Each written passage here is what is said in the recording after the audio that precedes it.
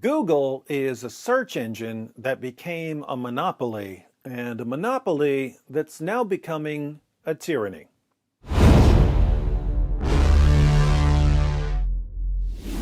For those of you who keep saying, David, why are you talking about this? Why aren't you exposing Muhammad and the Quran? Stop acting like clueless morons. If the people who've been taking over the internet get their way, there won't be any more exposing Muhammad and the Quran on the internet. Exposing Muhammad and the Quran will be hate speech that gets you canceled. So take a step back and recognize the times that you're living in and understand that when someone starts threatening your ability to speak, you might want to do your part in making sure they don't succeed.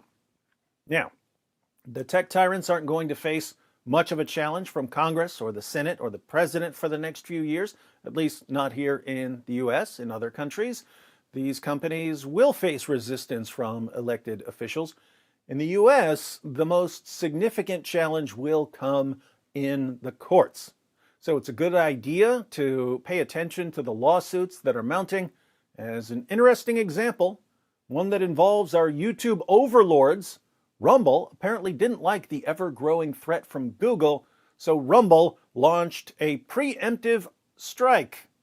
The Wall Street Journal reports. Video sharing site Rumble Inc. accused Google in a lawsuit of abusing the power of its search engine and mobile operating system to boost its YouTube video service over rivals, the latest allegation of anti-competitive conduct against the Alphabet Inc. unit. Toronto-based Rumble, which has become popular among conservative pundits, on Monday filed an antitrust suit in federal court in California, arguing that Google is unfairly rigging its search algorithms to place YouTube above Rumble in its search results. Rumble said Google's behavior cost it significant numbers of viewers and advertising dollars.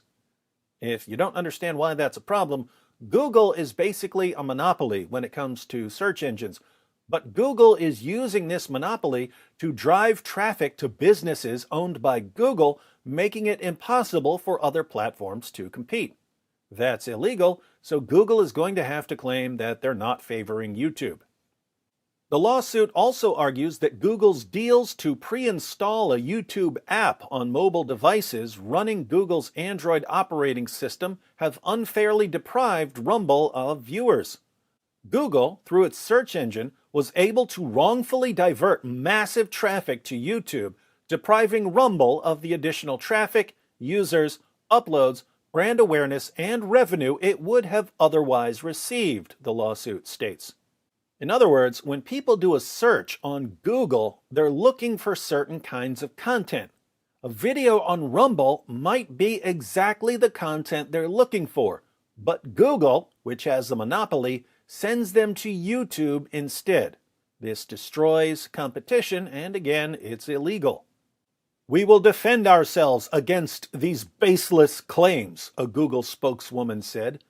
Rumble's lawsuit cites the findings of a Wall Street Journal investigation from July that found Google's search results gave a preference to YouTube links over those from video rivals. In a series of tests, the journal found that search results in a large majority of cases featured YouTube videos ahead of the same or very similar versions of the videos available on competitor sites. Rumble wasn't featured in the journal testing, but the video sharing company says in its lawsuit that it conducted its own similar tests using its videos. One exhibit in the lawsuit includes screenshots of a Google search for funny dogs on Rumble, which returns a list of videos that are entirely from YouTube. In recent months, conservatives have been flocking to Rumble, but that's new. Rumble used to be known for cute dog videos or videos of someone's kid doing something adorable. And yet, when people search Google specifically for dog videos on Rumble, Google sends them to YouTube. Pretty slimy. In response to the Journal report, a Google spokeswoman said in July that no preference is given to YouTube or any other video provider in Google search, but declined to comment on the specific examples. Our systems use a number of signals from the web to understand what results people find most relevant and helpful for a given query, the spokeswoman said at the time. We believe you, Google. We believe everything you say, just like you programmed us to. The Rumble lawsuit comes as Google is facing several other antitrust lawsuits in the U.S. Two sets of U.S. states have alleged the company has abused the dominance of its search engine and its advertising business. That came after the Justice Department sued Google in October for allegedly using anti-competitive tactics to preserve its search monopoly. Google has said the suits lack merit. While elements of the U.S. cases, as well as antitrust decisions in the European Union, have previously alleged that Google has used its heft to help its smaller businesses, Monday's case is rare for its focus on its promotion of YouTube, which Google purchased in 2006.